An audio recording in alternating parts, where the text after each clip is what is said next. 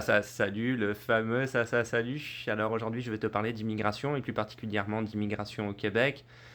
Pourquoi? Parce que simplement les deux gouvernements, à savoir le gouvernement du Canada et le gouvernement du Québec, ont déposé leur budget pour l'année 2026, ce qui comprend la planification pluriannuelle 2026-2029, à la fois pour le gouvernement du Canada, à la fois pour le gouvernement du Québec. Je vais commencer aujourd'hui avec le gouvernement du Québec parce que c'est clairement ce qui est le plus sévère. Et je sais qu'il y a beaucoup de monde qui me suivent et qui sont ici en tant qu'immigrants au Québec. Donc, je donne d'abord cette information, mais va suivre une vidéo sur celle, effectivement, du Canada, probablement demain.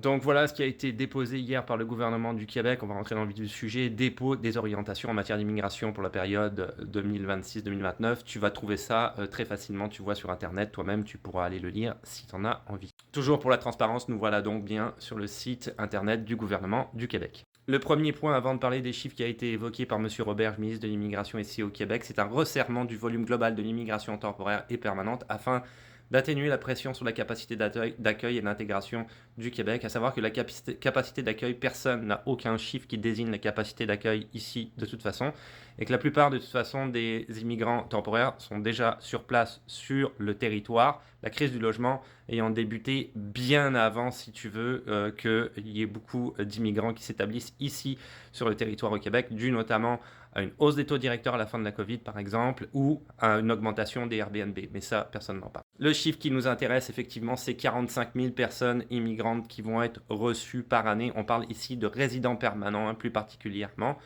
Bien faire attention, évidemment, ce chiffre-là, tu dois le connaître parce que c'est le chiffre qui a explosé un petit peu partout sur les réseaux sociaux et au niveau des médias. Alors, moi, ce qui m'intéresse par rapport à ce chiffre, c'est les autres chiffres, d'accord? Donc ici, il prévoit l'admission temporaire de 84 900 à 124 200, c'est quand même beaucoup ça, personnes en 2026. Donc on parle d'admission temporaire, ça comprend les étudiants étrangers et ça comprend les travailleurs étrangers temporaires. Tu vois, c'est dit en haut. Par contre, c'est juste 45 000 par année. Alors je sais que pour la première année, ils vont accepter aux alentours des 60 000, 61 000 parce qu'ils ont des dossiers en retard, mais c'est quand même pas 124 000, d'accord? Donc si tu lis, si tu veux, entre les lignes, ici, on a ce qui correspond un petit peu à l'habitude du gouvernement du Québec. On va donc accepter beaucoup de monde ici, et là-dedans, énormément de monde vont se faire refuser la résidence permanente. Parallèlement à ça, il faut te dire aussi que le gouvernement fédéral, ne l'oublie pas, a décidé qu'au niveau des permis de travail temporaire plus spécifiquement, il n'y a pas nécessairement de renouvellement possible. Alors d'abord, ils sont limités dans le temps. Avant, c'était 2 ans, maintenant, c'est plus 1 an. Et c'est très dur de faire renouveler ton permis de travail. Donc ces deux éléments, si tu veux, ensemble, fait que si tu décides de venir en tant que travailleur temporaire sur le territoire du Québec, eh ben, il y a de grandes chances que tu ne sois pas accepté en tant que résident permanent. En fait, il y a plus de chances que tu ne sois pas accepté en tant que résident permanent que tu sois accepté. Et en attendant le fait d'être accepté, il y a beaucoup de chances aussi que ton permis de travail ne soit pas renouvelé et que tu dois quitter le territoire à cause des délais administratifs. Donc tu vois, ça fait beaucoup de choses que le gouvernement du Québec ne parle pas.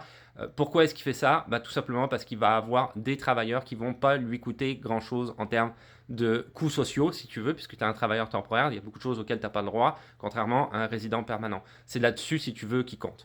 Alors, le programme de sélection des travailleurs qualifiés que tu vois au-dessus de moi, PSTQ, devient la seule voie de sélection permanente des travailleurs qualifiés ici au Québec. Ça veut dire quoi? Ça veut dire, comme il dit en dessous, que le programme de l'expérience québécoise, donc volet diplômé du Québec et travailleurs étrangers temporaires, dont la fin du programme entrera en vigueur le 19 novembre 2025. Donc, je te rappelle qu'en fait, depuis ce temps-là, il est suspendu. Donc, de toute façon, il ne fonctionne pas. Mais là, ils ont décidé de le fermer de manière permanente le 19 novembre 2025 à la fin du mois. Donc de toute façon, il est déjà fermé. Donc ça revient au même, mais c'est juste qu'il ne sera plus jamais ouvert, en gros. Donc il va falloir passer par ce fameux programme de sélection des travailleurs qualifiés. Je vais faire une petite parenthèse, je vais faire une vidéo dans les mois qui suivent sur toutes les procédures à suivre afin de pouvoir rentrer dans ce programme-là, ok, pour la résidence permanente. Et évidemment, je vais mettre en privé les vidéos qui ont un rapport ici avec ça dans le portail Arima, puisque ça ne fonctionne plus.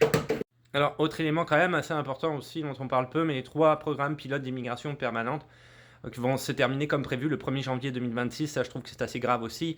On parle des travailleurs de la transformation alimentaire, des préposés aux bénéficiaires, on en a vraiment besoin, des travailleurs des secteurs de l'intelligence artificielle, des technologies de l'information et des effets visuels. Préposés aux bénéficiaires, je trouve que c'est vraiment radical, dans le sens où on a vraiment besoin de ces gens-là. Donc, je ne sais pas ce qui va se passer à partir de là, c'est vraiment Très triste. Donc également, travailler à Montréal et à Laval, ou plus particulièrement la grande région de Montréal, c'est quand même relativement compliqué. Tu vois, ils disent en haut, pour les travailleurs étrangers temporaires, suspension de la réception de certaines demandes de l'IMT. Je te rappelle, c'est l'étude d'impact sur le marché du travail, donc à savoir si, grosso modo, tu vas prendre le travail d'un Canadien ou pas. C'est un petit peu ça l'idée. Est-ce que, si tu veux, on n'a pas assez de Canadiens pour remplir les cases, donc effectivement, on s'en va chercher des travailleurs étrangers. C'est ça un EIMT. Il y a beaucoup d'emplois qui ont été exemptés de l'IMT d'ailleurs. Donc voilà, c'est prolongé la fermeture jusqu'au 31 décembre 2026.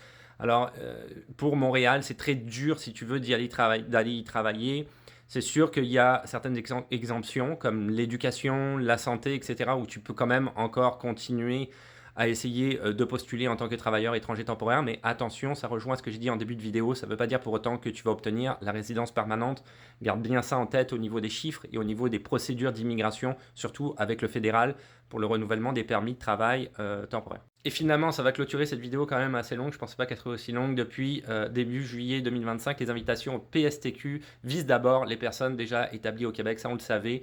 Notamment celles qui détiennent un diplôme du Québec, travaillent en région, exercent une profession en forte demande et ont la connaissance requise du français. Ça, on s'en fout, la plupart, c'est bon. Donc, le diplôme du Québec, ça, c'est bien. Et travaillent en région, effectivement, ils excluent Montréal et ils excluent la grande région de Montréal. Le PSTQ, avec les chiffres qu'ils ont donnés, même le 60 000 qu'on accorde à l'heure actuelle pour 2026, il me semble, 45 000 par après, mais d'abord, comme je t'ai dit, ils font les arriérés au niveau des dossiers. C'est quand même relativement peu et ça veut dire que principalement ce sont des gens qui sont déjà au Québec qui vont pouvoir obtenir la résidence permanente et pas qui viennent de l'extérieur de la province. Voilà, alors je terminerai là-dessus. Mon ressenti, c'est que le Québec va continuer, si tu veux recruter à l'étranger, à avoir un maximum, tu l'as vu les chiffres, 89 000 à 124 000, je ne sais plus exactement, de travailleurs étrangers temporaires, parce que ça lui coûte pas cher et tous ces gens-là vont mettre leur vie entre parenthèses pour finalement ne pas obtenir la résidence permanente en bout de ligne. Tu l'as vu comme moi, ça va devenir très compliqué au niveau des chiffres. Ils vont vraiment sélectionner au cas par cas les gens dont ils ont besoin. Donc, soyez très vigilants avec ça. C'est uniquement pour le Québec que je parle aujourd'hui. Soyez très vigilants avec ça parce qu'en tant que travailleur étranger temporaire, vous allez simplement vous faire utiliser par le gouvernement du Québec, qui est un gouvernement très néfaste selon moi. Également, ça va être très mauvais pour la crise économique qu'on vit en ce moment. On a une pénurie de main-d'œuvre, on a besoin de monde, ne serait-ce que pour construire des logements, puisqu'il y a une crise du logement. Donc, je pense qu'on s'en va droit dans le mur avec ce type de politique-là en matière d'immigration. Ça reste mon opinion et mon ressenti. Là-dessus, je te dis à plus. Merci de m'avoir écouté. J'ai essayé de parler vite parce qu'il y avait beaucoup de choses à dire et de faire la vidéo peut-être un peu plus courte. À plus.